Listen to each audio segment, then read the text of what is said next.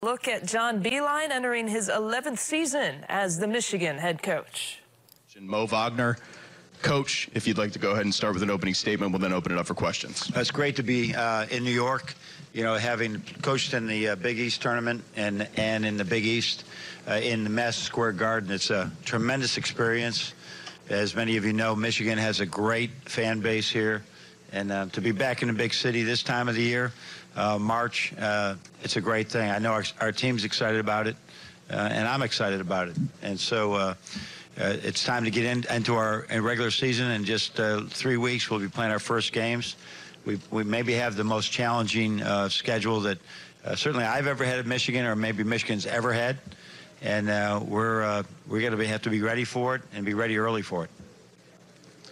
Thank you, Coach. Go ahead and open it up for questions. Front row, left on the aisle. James Grego, 11 Warriors. Coach, you had Andrew Dockage transfer out and go to Ohio State. What was that conversation like when he decided he wanted to transfer, and what does he bring maybe off the floor and on the floor in terms of his talent? Well, Chris called me first. I didn't hear from Andrew yet, but and Andrew, that was almost simultaneously. But I supported 100%. You know, Andrew paid his way for 3.5 years to go to Michigan, and we wanted to save a redshirt year for him to be able to go, you know, on scholarship somewhere, work on his master's degree. That was actually the plan.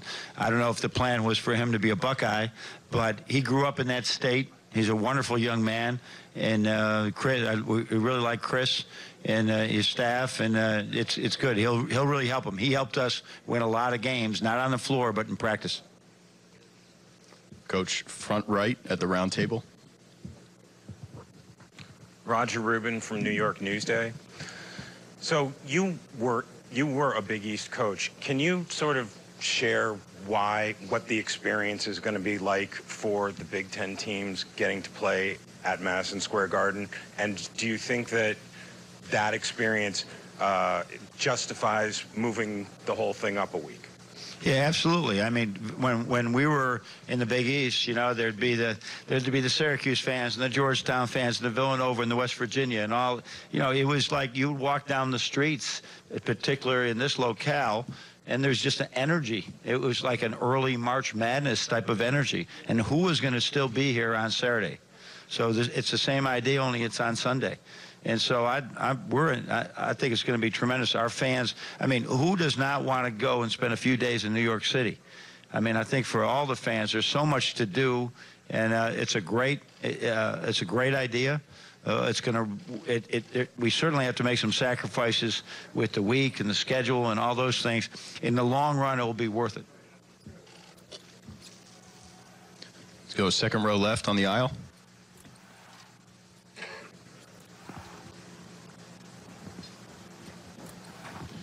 John, Michigan State rivalry now being protected. Duncan Robinson. I guess what's your feelings on that, and also on the 20-game schedule, if that is one of the big things to help get that rivalry protected?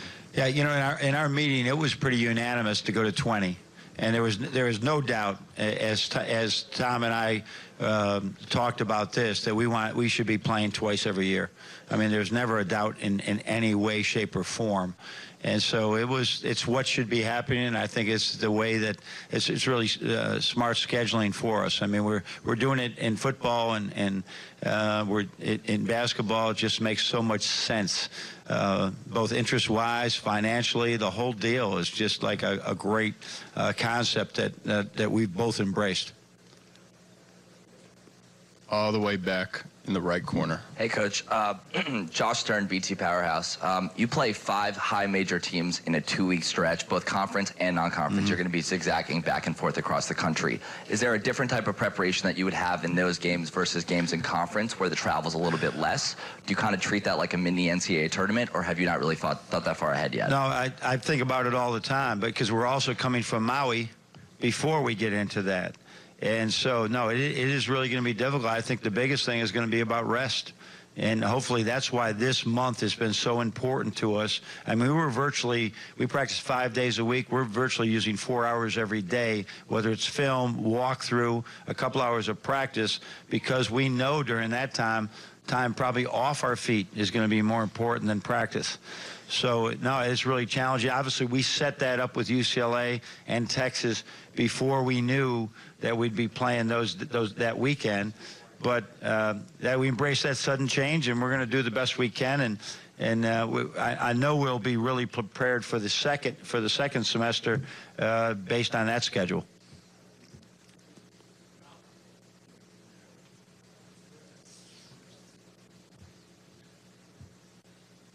Any additional questions?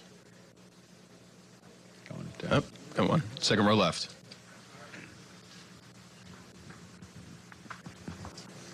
Ethan Wolf, the Michigan Daily. Having to replace 3 starters and adding 3 freshmen into the mix, how do you see the offensive character of the team being different from last season? Thanks. But yeah, it's going to be difficult right now. If you saw yesterday's practice, you could say we have no chance of scoring a point in any basket in any game. But we're just every day is a new way of discovering where these young guys can help us. Isaiah Livers has played well. Eli Brooks has done a great job. Jordan Poole, we can see his development. And then we have Jerron Simmons and Austin Davis, all guys have never played in a game at Michigan. And so these are important. A few of those guys we need to step up offensively, but that's not the bigger concern. The bigger concern is, can they step up defensively as well? Time for one final question.